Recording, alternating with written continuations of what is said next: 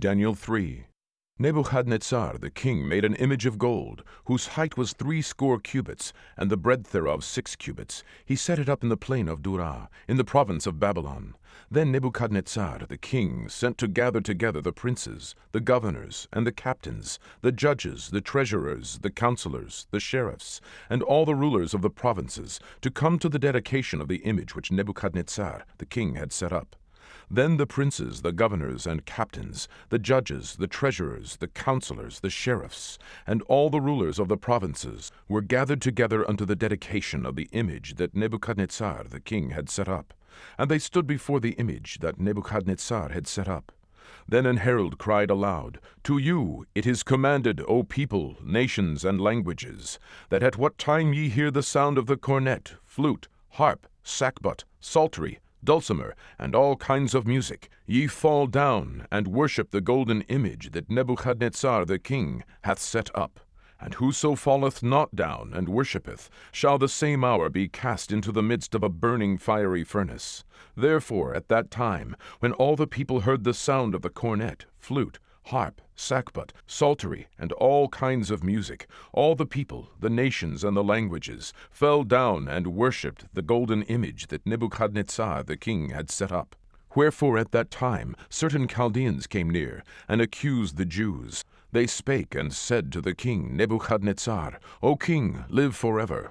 Thou, O king, hast made a decree that every man that shall hear the sound of the cornet, flute, harp, sackbut, psaltery, and dulcimer, and all kinds of music, shall fall down and worship the golden image. And whoso falleth not down and worshippeth, that he should be cast into the midst of a burning fiery furnace. There are certain Jews whom thou hast set over the affairs of the province of Babylon, Shadrach, Meshach, and Abednego. These men, O king, have not regarded thee. They serve not thy gods, nor worship the golden image which thou hast set up. Then Nebuchadnezzar, in his rage and fury, commanded to bring Shadrach, Meshach, and Abednego. Then they brought these men before the king. Nebuchadnezzar spake and said unto them, Is it true, O Shadrach, Meshach, and Abednego? Do not ye serve my gods, nor worship the golden image which I have set up?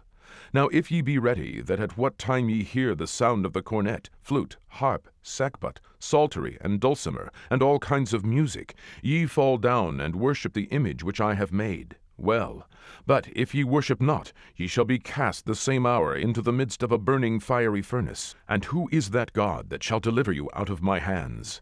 Shadrach, Meshach, and Abednego answered and said to the king, O Nebuchadnezzar, we are not careful to answer thee in this matter.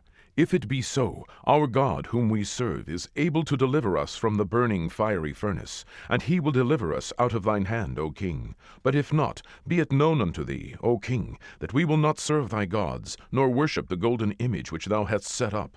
Then was Nebuchadnezzar full of fury, and the form of his visage was changed against Shadrach, Meshach, and Abednego. Therefore he spake, and commanded that they should heat the furnace 17 times more than it was wont to be heated.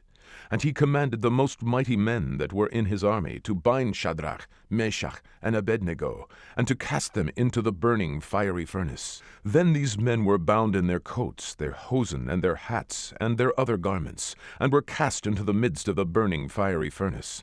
Therefore, because the king's commandment was urgent, and the furnace exceeding hot, the flames of the fire slew those men that took up Shadrach, Meshach, and Abednego. And these 3 men, Shadrach, Meshach, and Abednego, fell down bound into the midst of the burning fiery furnace. Then Nebuchadnezzar the king was astonished, and rose up in haste, and spake, and said unto his counselors, Did not we cast 3 men bound into the midst of the fire? They answered and said unto the king, True, O king. He answered and said, Lo, I see 4 men loose, walking in the midst of the fire, and they have no hurt, and the form of the 4th is like the Son of God.